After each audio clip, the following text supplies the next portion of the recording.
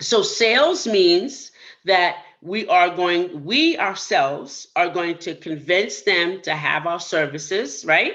And we're going to have such a compelling story, which is a story that we have, and then we're going to draw them in on their pain points. See, that's what we forget when we want to save everybody. Everybody doesn't have the same pain points. So we're going to go to number one, who our ideal clients are. Is your ideal client a male or female? Write that down.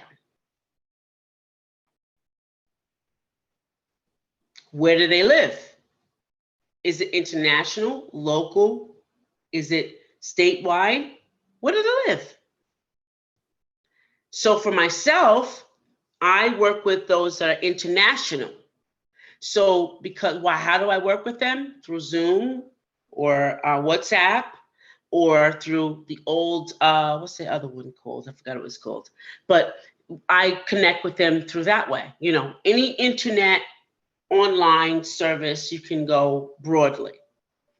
What kind of job do they work on? So if you, for myself, I work with people that were number one in real estate because that's what I love to do. Number two, in the health services. So if they're in the health services arena or industry, I work with them. If they want to change over to their own business, how do they transition from the health services, what they used to do, to their own business? Maybe they want to set up a shelter. Maybe they want to set up a all women's school. Maybe they want to do something that they were doing there that they know that they can do. So what is it that you can do easily, right? You can do easily. I see that we have Shirley Singletary, who is one of my friends here, and I will pick on her. So, amazing parliamentarian, you know, that knows the back end of how a business runs, right? Human resources. If that's your specialty, why aren't you focusing on them? Who your ideal client is. Try envisioning your ideal client. Now, when I was going through what I was going through, and I was trying to envision who I could help, I was in my late 40s, almost 50. So guess what? That's who my target area is. You have to get so minute, okay? So if this vision came to you at 47, 40, 30, 50, however it came, this is the area you start at, because guess what?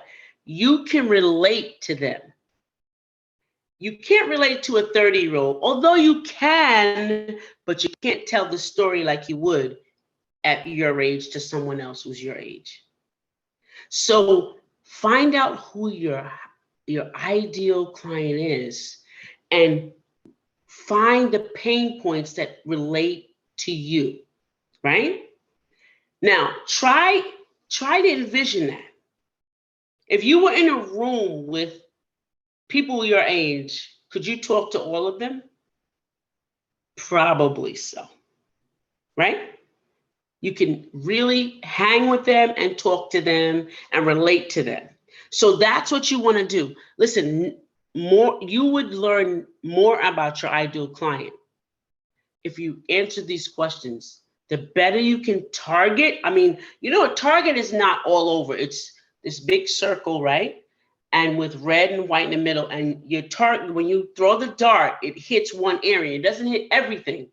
A target is just who you pinpoint it to be. So if you target, you find down or put down who your target audience is. So we'll start at, what's the age group? Is it 40 to 50, 50 to 60? You know, and you want to make it not so broad, because if you go 40 to 60, it could be anybody. But if you go to 47 to 56, it could be everybody. But you want to make sure that whenever you feel like in your body the transition took effect for you, It will take effect for them. You are connecting with the pain point, okay? So if it's travel, if it's healthcare, if it's real estate, if it's, retiring early, whatever it is, when did you feel it so that your audience or your ideal client can feel the same way? Next slide. So what do you want to achieve? What is it that you want to achieve? Why do you want to provide your product or your service or your experience, which that's what I provide, is when I'm coaching, I provide an experience. What do you want to provide to your client? Think about some ideas, your ideal client and some details about them. What is it when you were that age and you were going through this? What did you envision? What did you want to say? Oh, for myself. So as I close my eyes at the age that I was having difficulty, which was 47, I said, oh, I feel stuck and I don't know what to do. I don't know where to go. I don't know answers. So I start envisioning myself, other people were just like that. So you need to look at the details around your pain point versus their pain point. So what is their pain point? What are they trying to solve? I was stuck. I need to get unstuck. I need to move forward. I need to have the answers. I need to make a right decision. I need to know my next steps. Boom. That's your ideal client. That's what your ideal client is trying to solve. Are they looking to join a company? Or have they a long, successful career? What are they looking for? What is it that they're looking for? I know at 47, I did not want to work for anybody. I wanted the experience. I wanted to do what I needed to do. I needed to get to the next step. I didn't want to be succumbed by anybody else, maybe because all my life I only worked for myself. So maybe that was it. And then at 47, I was like, oh, well, what do I do? Okay. So maybe what is it that your ideal client's looking for? Do they have their own business ideas they're trying to get off the ground? So if they have a business idea, how are they getting it off the ground? Do they need to get it off the ground? And they don't have an idea how it's getting off the ground. Are they making money? Maybe they're not. You can be their accountability partner to do that. See, knowing these details will allow you to tailor your marketing message, like your website, your ads, your blogs, interviews, to those who are looking for your services. Now, here's a tip. No, you didn't want to be a marketer, and no, you didn't want to be in the limelight, but guess what Oprah did? She had to be in the limelight. Guess what Iyanla Vanzant did? She had to be in the limelight. She had to talk to her audience on their pain points. Guess what Tony Robbins did? Had to talk to them on the pain points that he was familiar with to them. You no longer are the one that sits in the background and tells other people to do this. And you now have to market yourself and be consistent and present to achieve that. Okay? So that means your marketing message, you are now a marketer. You are going to be a professional marketer. So as I was talking pre-show, I was talking to my assistant, Honey, about I never desired to be, marketing and being in the presence of everybody. But in order for anyone to trust you, guess where you have to be? In the presence. What did Pepsi do? What did Coca-Cola do? What did McDonald's do? In the presence of everyone. They were always in the presence. Whether it was inexpensively or expensively, they were always in the presence of the audience that they wanted to be in. Okay? So if you're not present in the audience, how do you think someone's going to trust you to have the experience of their life? Okay. Next slide. When are they ready? So this is very important to know. It will take, if you do this organically, marketing and sales and marketing, sales comes first. If you do this strategically, it will take someone 6 months to trust you just for them to get on a call with you, okay? And that's with services could be extended to 8 months, and products could be 6 months. So it might take somebody 6 months to say, I will use your product, but they have to see you consistently. So is this a long-term or short-term strategy? You may be selling, let's say, cucumbers. Everybody knows about cucumbers. Of course, you're in the limelight. They know about cucumbers. They're going to go and buy cucumbers, right? They're going to go buy plants of all types. They're going to buy Christmas trees of all types, right? They're going to buy pumpkins of all. That's something that the majority kind of sells. But if you're selling a t-shirt, like the one I'm wearing now, that my son bought me, good vibes, good vibes. Okay. It's going to take people time to say, how is this? Should I wear this? Should I put it, is it going to be comfortable? Because I see how Edna's wearing it, but is it going to be comfortable around my neck? Is it going to be on my shoulders right? It's going to be on my bottom. It's going to lay into my bottom right when I wear it. How is it going to be? So is it a long-term or short-term? So you need to know in your area of expertise, because that's what it is. So I'm not trying to make anyone better than they are. Expertise, that's what you are. You're whatever area you're in, your expertise, because guess what? Nobody knows it better than you. Because I don't think there's another you. There's not another Edna, I don't think, around here. Okay? So you're going to definitely say to yourself, is it long or short term? So whatever I'm doing, how long does it take for people to, I'm going to pick on Shirley again. How long does it take for people to decide on a vacation? How long does it take people to decide on a vitamin? How long does it take for people to decide on hiring a VA? You're going to find that out. When you work on your outcomes and your goals, see, this is marketing. This is what you didn't sign up for, but it's part of the game. Okay? It's part of the game of being an expert. When will you work on your goals and outcomes? When do they work on their goals and outcomes? Okay, so I'm gonna pick on Shirley again. And Beth said, thanks, Shirley. So I'm gonna pick on Shirley again. When I think about my vacation, as soon as I get off the first one, I'm thinking about the next one. So if I have somebody I'm gonna rely on, I'm gonna definitely fall in line. And I'm gonna say, okay, my next vacation is 2 months from now.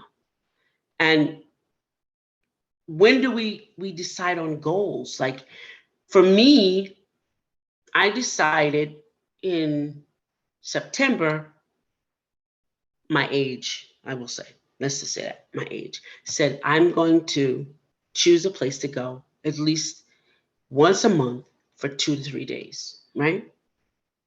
And I'm going to cover the US, right? That's what I said. This is my goal. So you have to consider age. You have to, when does this age group that I'm focusing on decide on travel? You know, maybe somebody passed in their family, or maybe the age group is kind of like iffy. So when do you start marketing to them? For me, it was definitely September. That's when the summer was over and September was full swing. And I was like, oh, I'm definitely going to decide on somewhere. So you have to think like that. You have to go, oh, if I'm selling a product, whether it be a t-shirt, like I just talked about, t-shirts, summertime, full blast. You start in spring. You don't wait to summer. You start in spring because spring, everybody's doing double layers because it's off and on, you start marketing your t-shirts. If it's a VA service, now here's a trick with that. Now, I will tell you, connecting with a VA service, I didn't do that until I hired another coach. So when I hired another coach, the coach recommended me to get a VA service. He didn't have a recommended service. So I was like, okay, I got to start looking.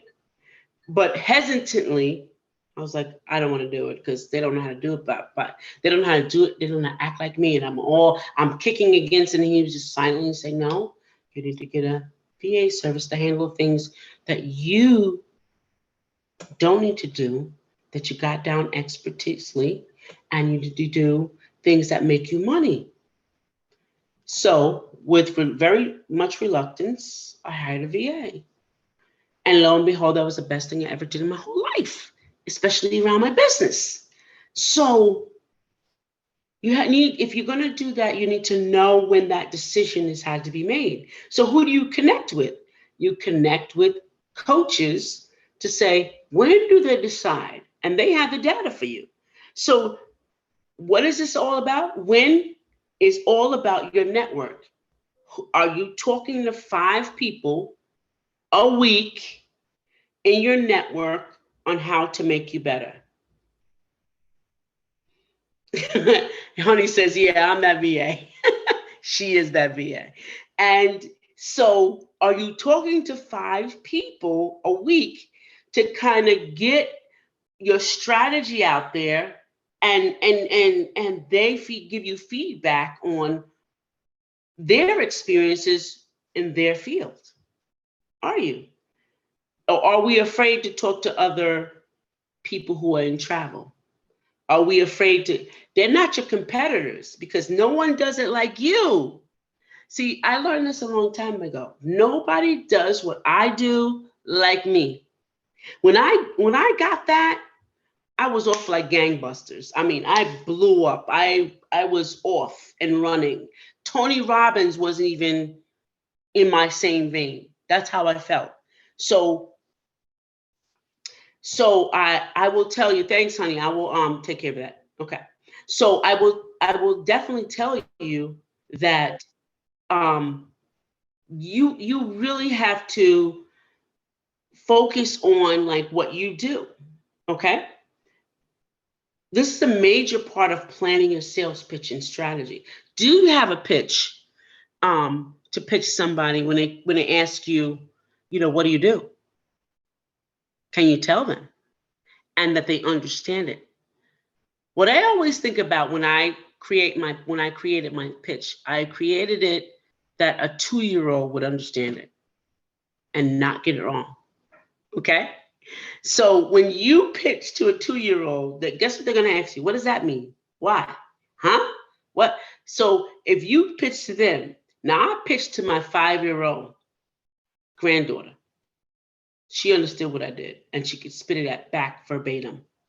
So make sure your pitch in the elevator is so succinct that a 5-year-old can spit it back to you. Yes, it does, Beth. It takes one customer. I will tell you, it takes one customer. And you know how that works? I had my first customer, and she told everybody about me. What did she become? My ambassador. She became my ambassador. And guess what the ambassador gets? The ambassador gets the freebie of every start of anything. So if it's a beta product, test this out. Tell me what you feel about it. See, we learn, this is marketing, Beth and honey. This is marketing. And we have come up to a step that it's no longer doing all the work. Now it's marketing. How do we market it? Understanding the time frames are important, right? Some clients will prefer to move at a fast pace, some at slow, but understand when it happens is important. It's crucial. Next slide.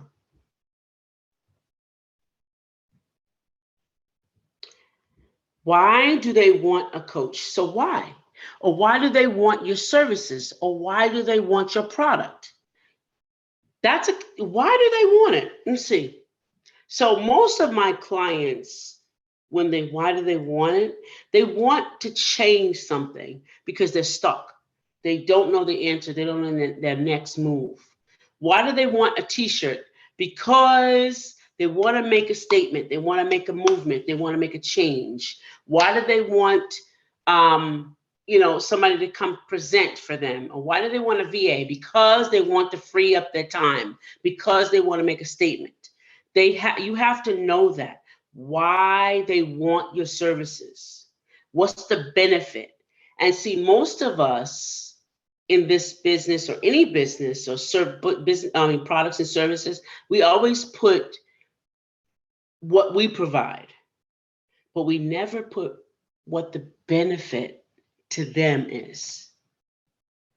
That's what Coke provided.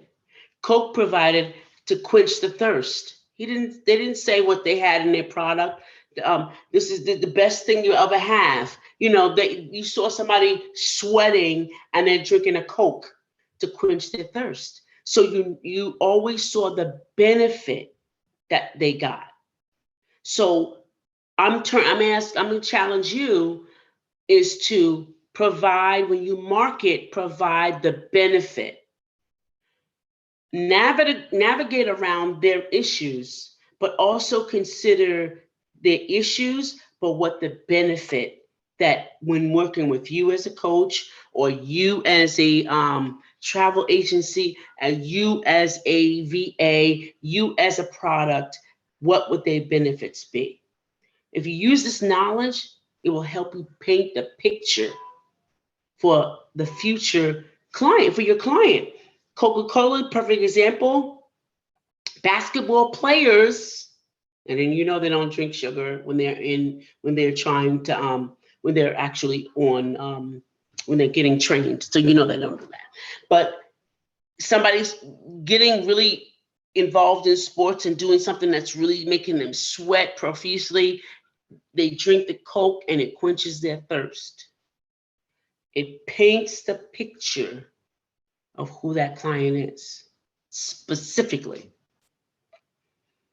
This is a great place to highlight your niche and your success stories. So benefits and then your success stories. Elizabeth said, blah, blah, blah. This is the benefits of what you will get. And then, but just a picture of the basketball player who could have been Charles Barkley. That is your highlight of the success story. Charles Barkley is the success story drinking the Coke, cooling himself off. Next slide. Where can they be found? Now, this is really important. Excuse me. Now that you painted a picture of your client in your head, right? It's time to start looking for them, right? Where they would be. Not looking for them and kind of pulling them out, but looking where they might hide out or be, right? Where would they be that they need your services, right? So there's many avenues. So I utilize online LinkedIn a lot and some Facebook, but a lot of LinkedIn to find my clients. So I'm always being consistent in that venue so that they can actually come to me and say, hey, this is what I need, blah, blah, blah. Can I have a call with you? So when that happens, I know that I'm being consistent and I know that I'm being present. When corporations are calling me, can you come in and give a presentation? I know that I'm being consistent and I'm being present. So always keep your eye out on online. And we talked about, I said to you, the low-lying fruit. Sometimes the low-lying fruit can't afford you. Sometimes even the mid-lying fruit can't afford you, which is your friends and family. But the high-lying fruit, which is the corporate agencies, the corporations, the organizations, Why aren't you asking them, what about this? What about this t-shirt? You know, what about these glasses? What about my services for your agency? Do you have something put together to present to them? That's your audience. Your audience is those that can afford you, because once they afford you, everything trickles down. So what do the corporations have? Corporations have employees. Employees have friends, and friends have friends, and friends have friends, and friends have friends, all the way down to your low-lying fruit. Okay? So you always want to grasp a pie. Where? So where are they? They're at networking events. They're at corporate events. How and the prior what I said about prior is where what they who they are, like who they are. So who are they? So you know who they are now. So now you have to start talking to them, and with a pitch that these are who I'm talking to, and I know how they feel. So I'm going to create a pitch just for them. When I see them and I'm where they are, and whether it be corporate events, wherever it is, I'm prepared because I got my business card that says I'm a speaker, I'm an author, I'm a event planner, I produce the experience of what you're thinking, like, so if you're creating t-shirts, I'm creating experience of what you're thinking in a t-shirt. I'm experiencing, you're going to experience a change in your life as a life coach. I'm going to give you an experience. I am giving you the experience of freedom as a VA. I'm providing you a VA service. I'm giving you the experience of freedom. You want to stand out from what everyone else is saying. Okay? So when you find out where they are, when you go where they are, they get it. They get it and they know. So find out where they are, hang out where they are, market where they are, and advertise where they are. Next slide.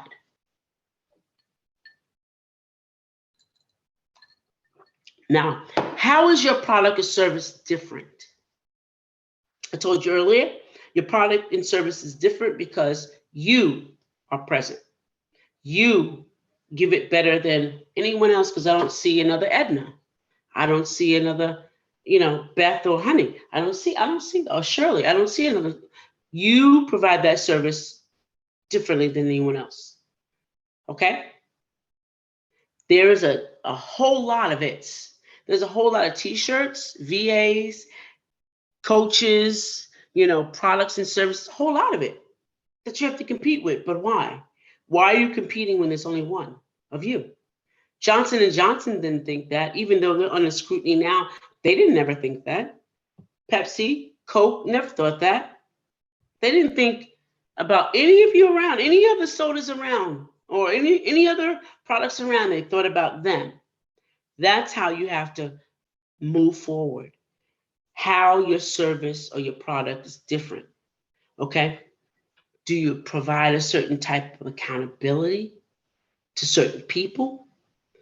Is there a certain metric reading? 30 to 60%, whatever, 10 to 20%, whatever it is. Do you provide tools and strategies that produce remarkable services, or results, conclusions? What do you do that's different? You have to make that known. So like even on our resumes, we say, if we're working in sales, we say, oh, we made 10 to 20% difference. Like for me, I'll say, when I was working with the agency I was working with, I said, I produced, in my production of removing homeless to home ownership, or homeless to renting a home, 10 to 20% increase per year. That's what I did. So are you providing those numbers to the people to kind of get them, oh, this is great. They're doing that. I need to be unique. I need to be involved with them uniquely, because they're a great service. You have to give them some reason to be with your service or your product. Listen, I truly believe there's no fake it till you make it. It's not, no such. And you need to stick with what you know. And what you know is your experience, right? And what your experience is if you experience it at 30, if you experience it at 40, if you experience it at 50, go with that, because that's a pain point that your ideal client is going to stick to. And do what you do best. You share what you experience the best way, the best training, the best coaching. You have it because you have experienced it. And then go where they are, find them and hang out where they are, and do it so that you are doing it so uniquely that it's a whole slam dunk. Next slide. And the last one is get a competitive edge. So in order for me to have gotten in this competitive edge that I have now, is that I hired somebody. I hired a VA, the lowest part, and then I hired a coach of my own to teach me what I didn't know, to get me out of the hole that I was in, right? Because you want to master your skills and you want to have a strategy for those that you're going to help do whatever they need to do. If you're selling a shirt, you at the end of this, you want to be able to tell somebody else how you did it. That's your end goal. Your end goal is to show somebody else how you did it. You don't ever want to stay working in your business. You don't ever want to do that. You want to be the CEO sitting there letting it all work, the cogs moving, and you're getting paid. So that's not, your goal is not to be in the trenches. Your goal is to be out there teaching people how to stay in the trenches and work in the trenches and get out of the trenches. So you always want to be able to grow your business. You want to be on the competitive edge. And that means hiring someone that can help you get where you need to go. See, we don't know everything. We don't.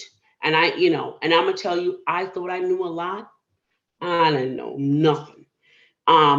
Because you know how they say a doctor shouldn't doctor on himself, a lawyer shouldn't be their own lawyer, because you kind of dig a hole for yourself. And an entrepreneur should never be an entrepreneur's best kept secret, because you need to be coached by somebody who knows more than you.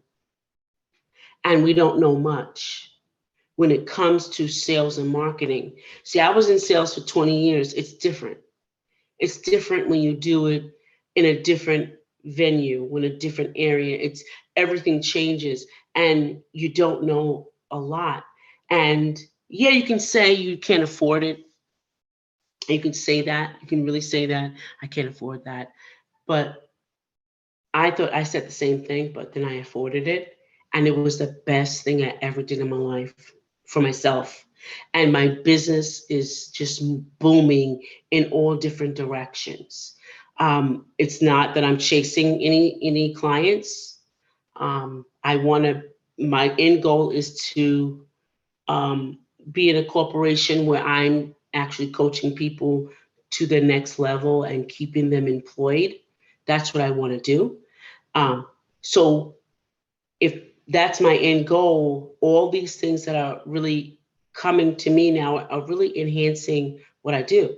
So I would implore you to join a community, join a group, become the best at learning. Learn as much as you possibly can, and to be your best person. Do a lot of practice sessions, do a lot of in-kind work, so that you can get what you know down pat to the hilt.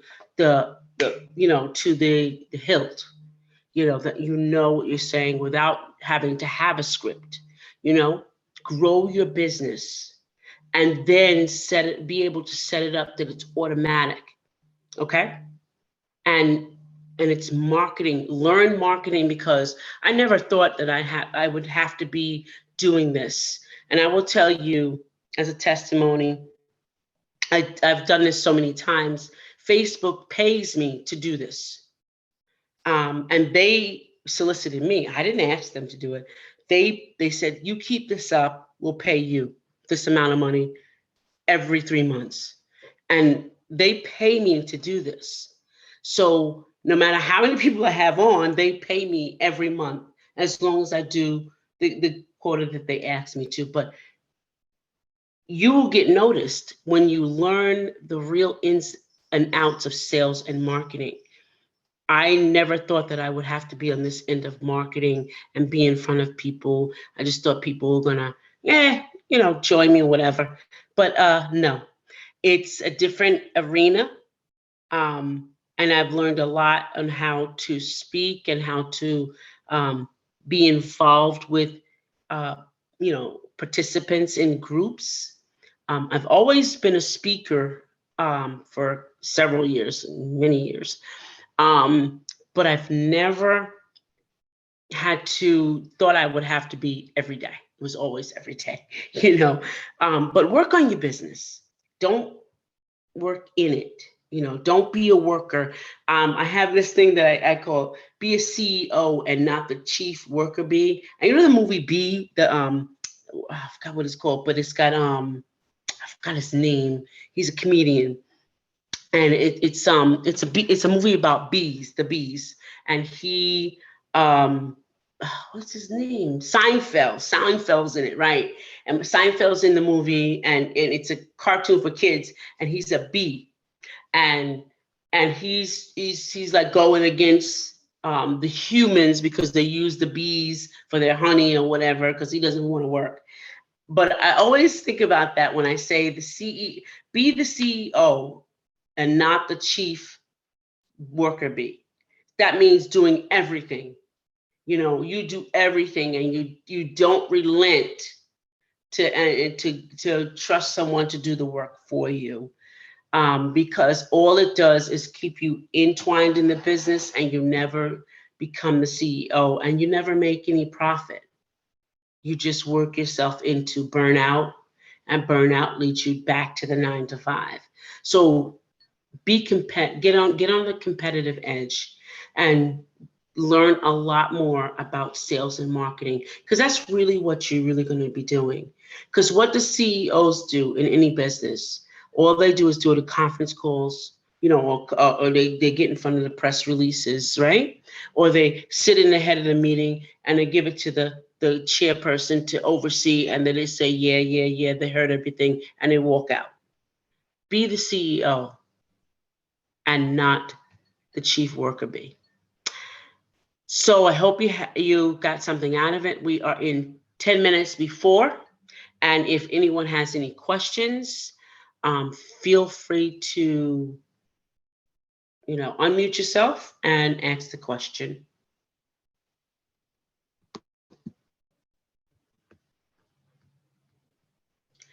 Okay. Do we have any questions from anyone?